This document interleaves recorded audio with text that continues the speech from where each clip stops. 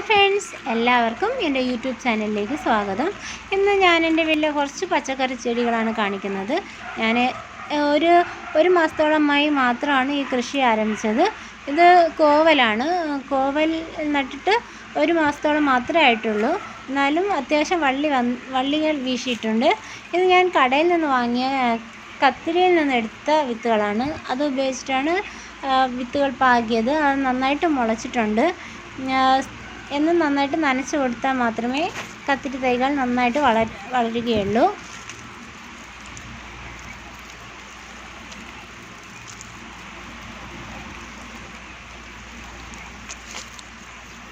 ഇത് എൻ്റെ കുറച്ച് ചീരകളാണ്.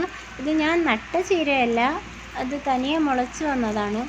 ആദ്യം അവിടെ ഉണ്ടായിരുന്ന ചീരയുടെ വിത്ത് വിഴുന്ന് ഉണ്ടായതാണ്. അങ്ങനെ ഞാൻ കുറച്ച് അതിൻ്റെ കള പറിച്ചുകൊണ്ടിരുന്നപ്പോഴാണ് ശ്രദ്ധിച്ചത്, ചീരയുടെ ഇടയിൽ മുഴുവൻ ഞൊട്ടാഞൊടിയൻ എന്ന് പറയുന്ന ഒരു ചെടിയാണ്. അപ്പോൾ നമ്മൾ ഇതുപോലെ പണ്ടൊക്കെ പറമ്പിൽ ഒരുപാട് കണ്ടു വന്നിരുന്ന ചെടികളാണ് ഈ ഞൊട്ടാഞൊടിയൻ. ഇതൊക്കെ നമ്മൾ പറിച്ചു കളയാതെങ്കിലും ഇരിക്കുന്നതാണ് നല്ലത്. നമുക്ക് എന്തായാലും സംരക്ഷിച്ച് വളർത്താൻ കഴിയില്ല. എന്നാലും തനിയെ മുളച്ച് വരുന്നത് നമ്മൾ നശിപ്പിക്കാതിരിക്കുന്ന അത് നല്ലതാണ്. ഇത് അതിൻ്റെ ബാക്കിയായിട്ടുള്ള വഴുതന വിത്താണ്. കുറച്ച് വഴുതന നട്ടിട്ടുണ്ടായിരുന്നു, അതെല്ലാം നന്നായിട്ട് മുളച്ചിട്ടുണ്ട്. ഇടയിലിടയിൽ പപ്പായയാണ് ഇതെല്ലാം കാണുന്നത്. പപ്പായ വിത്ത് മുളപ്പിച്ചതാണ്. ഇത് പാവലാണ്. ഇതും തനിയെ മുളച്ച് വന്നതാണ്. നിങ്ങൾ വിചാരിക്കും ഞാൻ വെറുതെ പറയുന്നതാണ്. അല്ല, ഇത് തനിയെ മുളച്ച് വന്ന തൈകൾ തന്നെയാണ്. പിന്നെ ഇടയിൽ നട്ടിരിക്കുന്ന വഴുതന മാത്രമാണ് ഞാൻ നട്ടതായിട്ടുള്ളത്.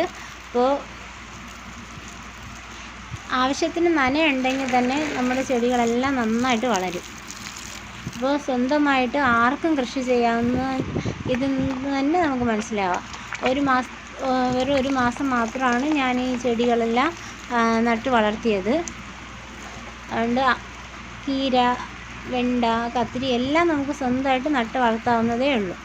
നമ്മുടെ വീട്ടാവശ്യത്തിനുള്ള ഇതെല്ലാം നമുക്ക് നട്ട് വളർത്താം.